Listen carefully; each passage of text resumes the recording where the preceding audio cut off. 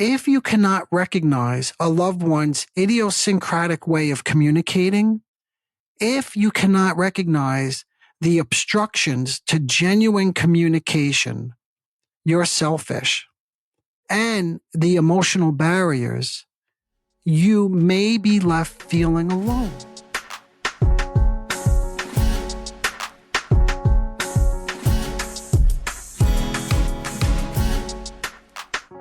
Hello, everyone. Welcome to the Narcissism Decoder. I'm your host, Dr. Anthony Mazzella. What is necessary for productive communication? I like to present to you today a very different way to think about this question. Can you imagine that effective communication begins with the ability to tolerate frustration? This frustration tolerance is a necessary prerequisite to delaying gratification, which in turn allows you to, and I quote, think and reflect and therefore communicate effectively. Oftentimes, what I notice with the couples that I treat, there are what we would call obstructions to communication, and therefore nothing is learned and nothing really ever changes. These obstructions may arise from one partner who fails to recognize the idiosyncratic way in which someone is trying to communicate. And what I'm encouraging you to consider is this. You may miss this form of communication because of a low frustration tolerance and poor impulse control. And I'll say much more about this as we go along. But let me do it by way of example. Picture this scenario.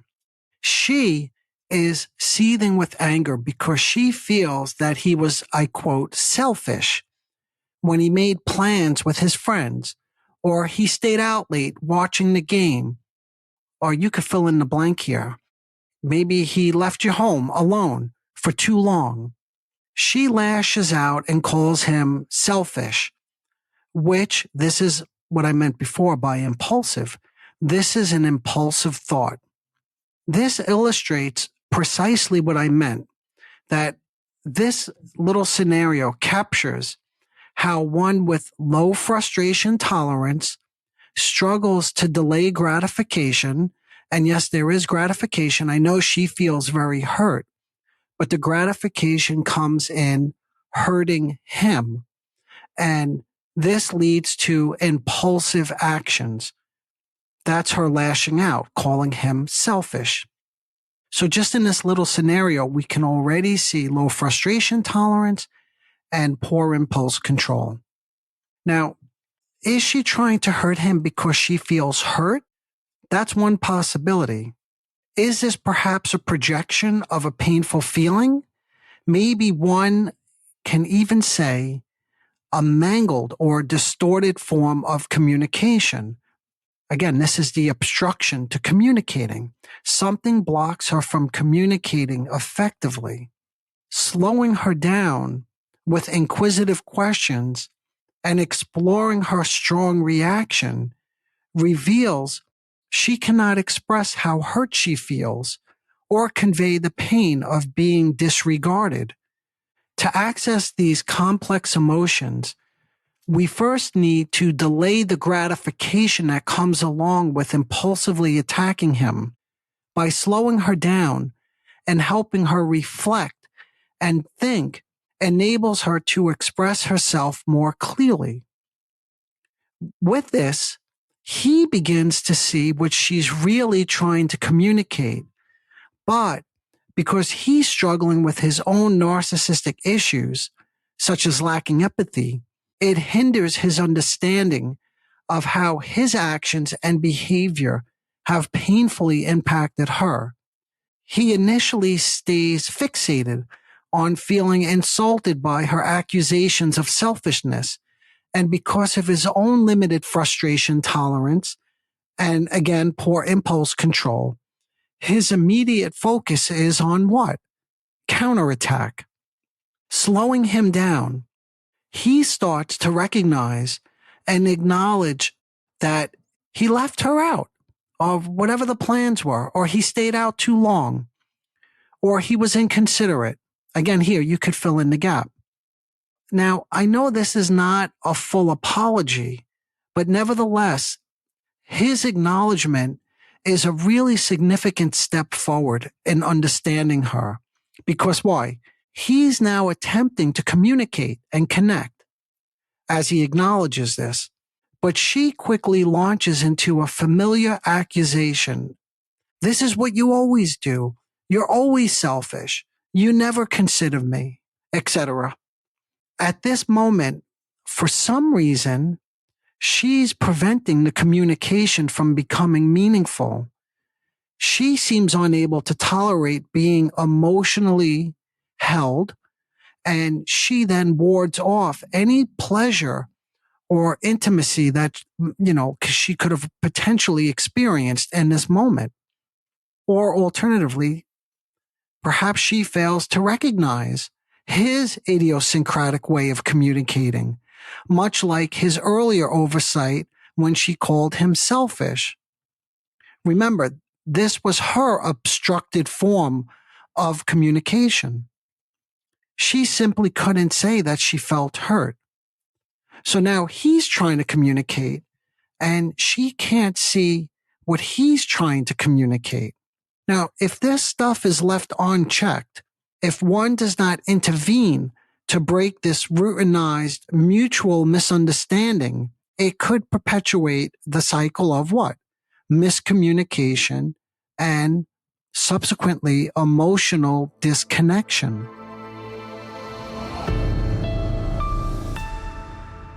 In other words, when there are cycles of miscommunication, oftentimes it leads to emotional disconnection and thus a feeling of being, and I quote, alone. You may argue that you're not alone. You still have your loved one with you. Yet you feel alone and will continue to feel so unless a more meaningful connection can be forged. But here's the main point. If you cannot recognize a loved one's idiosyncratic way of communicating, if you cannot recognize the obstructions to genuine communication, you're selfish, and the emotional barriers, you may be left feeling alone. And I say maybe, because it is possible that you don't feel alone.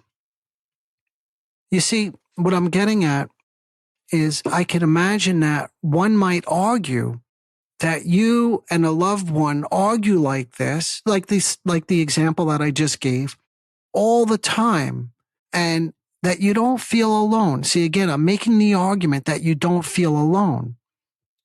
But to that, I would say, if you are in a state of almost constant emotional deprivation, you need to seek comfort in one way or another. Persistent emotional deprivation can lead individuals to seek comfort in destructive behaviors such as alcohol or substance abuse or other stimulating behaviors, such as perpetuating the painful but stimulating arguments and fights. In essence, without meaningful connection and communication, the vicious cycle of emotional isolation, deprivation, and therefore need for stimulation may continue unchanged. So let me just dwell on this for one more moment in case it wasn't clear. What I'm suggesting is that some people, when they don't feel connected to a significant other, really do experience painful feelings of being alone, especially when the loved one leaves town or stays out late or leaves you home too long. But other people can argue that they don't feel alone. But what I'm suggesting here is sometimes to ward off a feeling of aloneness, we look for emotional or really what I'm calling destructive communication or stimulation. And those are the fights. That's the drinking and the alcohol. See, that's all I was trying to suggest is You may not feel alone, but there is then a constant need for stimulation of some sort. A busy schedule, a chaotic life, constant fighting, the drugs and alcohol, the need for television, or any sort of stimulation. Since no one is truly listening, there could be no meaningful thinking together and no helpful joining of two minds in contact with each other. So, a vicious cycle ensues where each partner is left alone with their own thoughts and feelings. Okay, if you're with me thus far, I think now you're in an excellent position to start recognizing this communication pattern.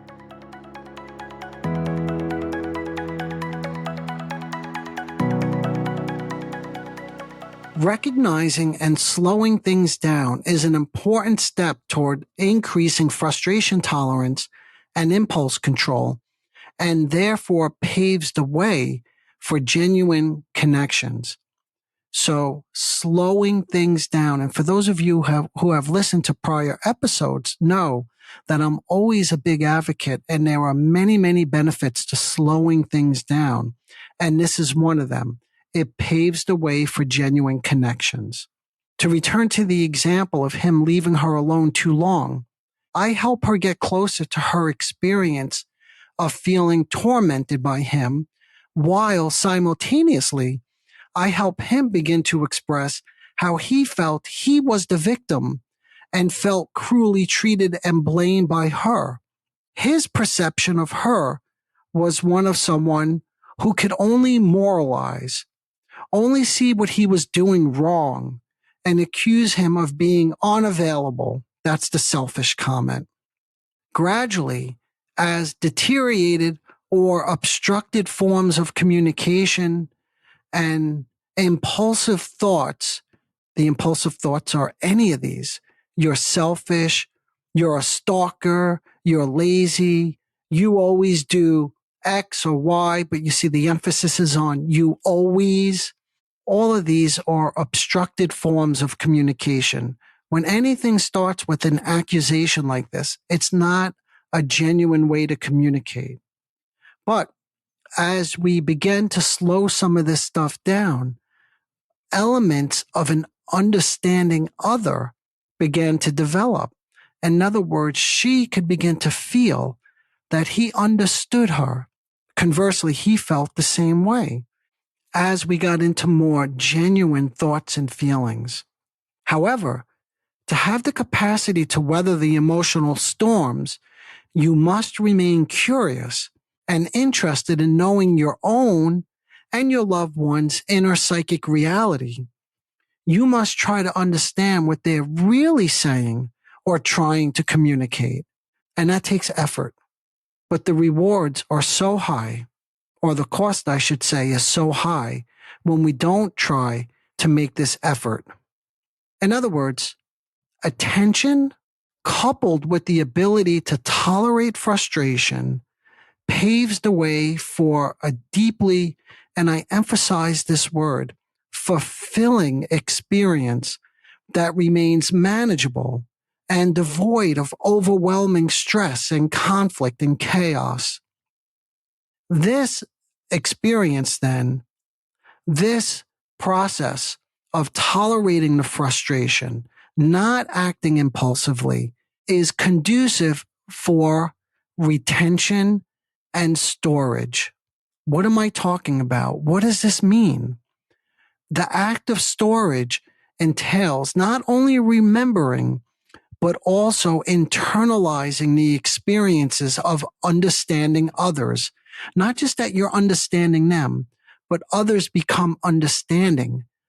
That's what I'm framing, like understanding others. See, it goes both ways. You both feel understood and you begin to understand your loved one's perspective. Consequently, this becomes a catalyst for breaking the cycles of persistent emotional deprivation. How, you may be asking?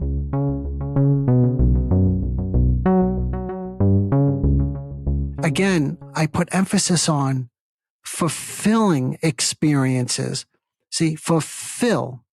See, these fulfilling experiences serve to fill us up with valuable emotions and insights, thereby reducing feelings of loneliness and emotional deprivation as we find ourselves enriched by meaningful connections and internal growth. See, it's growing our inner world. And when our inner world becomes populated with more fulfilling, rewarding experiences in times of loneliness, we have something on which we can pull. And therefore, we feel much less lonely. And if we're much less lonely, there's much less of a need to do what? Attack the other person for persecuting you in that way, for leaving you alone, because now you don't feel so alone. All right, we have to wrap it up here for today. I hope our discussion shed light on the critical role impulse control and frustration tolerance play in hindering authentic communication, often resulting in feelings of emotional deprivation and isolation. If you're interested in exploring more about various aspects of narcissism, please consider subscribing to this channel for future insights. As always, if you have any questions, reach out to me, let me know. I always enjoy reading your questions and insights. All right, until next time, engage your mind, not your obstructed form of communication. All right, bye for now.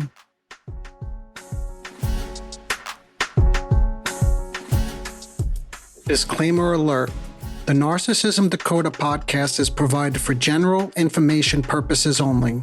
The content presented in this podcast is not intended to diagnose, treat, or cure any psychological condition related to narcissism. The content on this podcast should not be considered a substitute for professional medical advice, diagnosis, or treatment. For specific advice pertaining to narcissism or any other psychological condition, you could reach me directly. I am an experienced mental health practitioner who is always taking on new patients. If you would just like a consultation, I can do that too.